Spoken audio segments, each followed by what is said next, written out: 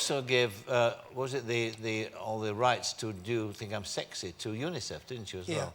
All I wondered was, I mean, how does this square with Ronnie Wood's famous quote about you, that you're tighter than 2 coats of paint? Yeah, Ronnie... I mean, how could he say this about a chap who gives his money away? That's true. Ronnie's always gone on about me being tight, but he knows I'm not. And my brother's in the audience, my sister's in the audience. I'm not tight, am I, Don? No. There they are. Hey, the Stewart's are here.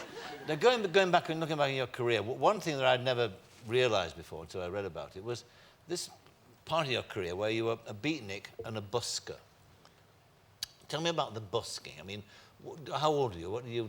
Was this after you'd done the football at Brentford? No, this was all... yeah, just afterwards. I must have been... Because you went to Brentford and were going to be a professional footballer. Yeah.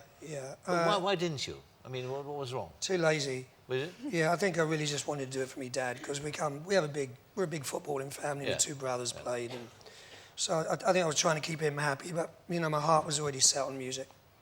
So I just, you know, went down there for a couple of weeks. I really wasn't interested. I wasn't committed to it. Right. Well, what about the busking, then? Oh, the busking was amazing, yeah. Yeah, we used to... You know, it was an interesting story, actually, because I was in Paris about 3 years ago, and I went in Saint-Germain, which is on the left bank where I used to busk. I was sitting there having a glass of beer, and all of a sudden a guy came along busking, and he was singing one of my songs, Tonight's the Night. It was like a complete circle. This guy's busking. And asked me if I gave him any money. Did you give him any money? Of course I did, Michael. Of course I did. You gave the rights to the song you'd written, yeah. But, so you went in all around the continent, were you, or...? No, I went, lived in... Well, I didn't live. We slept under the bridges near the Eiffel Tower most nights, and I got down as far as Barcelona. Used to sleep in the football ground. You know, it used to get a bit noisy on a Saturday afternoon, but... And then we all got thrown out because we were vagrants, and we were all flown back home. And that was the end of my beatnik period. Then I became a mod. When you're a beatnik, what... We'll make sure you two are not falling asleep here. No, it's interesting. It's interesting stuff. I mean, how did you get to where you are from where you came from? It's interesting, isn't it? And when you were this beatnik person, what did your parents reckon about you then? I mean, what did you look like? What were you dressed like? I had very, very long hair. It was about down to there. And we used to, like, go out of our way to smell. It was so, you know, smell is bad. Never used to bathe. We used to, like, sleep in sleeping bags and didn't bathe, and just, if you really got really smelly, it was believed to be so antisocial, and that's what we were trying to be. Right. I mean, Dad was not amused. But they did, my mum and Dad and my brothers and sisters gave me a bit of leeway. I think they thought there's going to be light at the end of the tunnel sooner or later. But I mean, what was going through your mind at the time? I mean, what did you want to be at that time? Oh, I got no idea. I mean, who does when you're 16, 17? I don't know. Some people do know what they want to be, but you didn't at all. I know some people in their 30s and 40s don't know what they're going to do. This is absolutely true, yeah.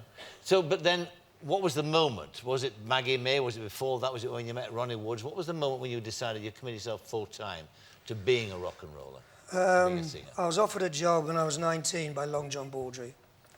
That's the old story. He heard me singing on a railway station. He said, "Young man, would you like to join my band?" and I did. And in those days, you know, I was getting £35 a week, when £20 a week was a huge wage. So I was spoilt right from the top. And then I went from John and several other bands, and I joined the Faces with Woody. Yeah. Who's in the wings somewhere. He's in the wings somewhere. He's been lying down in his room, probably, contemplating the meaning of life. With a lightly boiled egg. And then Maggie May. And then Maggie May, and then, of course, the rest is history. Did you, though, imagine when you start off that career after Long John Baldry and all that Maggie May, and you started going to America, did you then foresee the kind of superstardom that you'd have? Was it like you imagined it might be?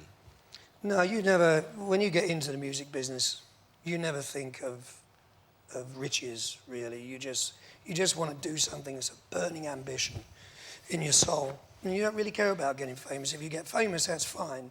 But you've got to do this thing. And I think that's maybe what's wrong with a lot of musicians nowadays. They haven't got that burning desire to sing. Because I was 6 years before I even got to a recording studio. Yeah. 6 years just going up and down the M1, and even before the M1, the A1. Yes. You know, just doing my, what we call, apprenticeship. But you love performing. I mean, I do, you're on stage, you see it here, you enjoy it, you come alive doing it. I do. I'm really boring off the stage. I've got to go now. No.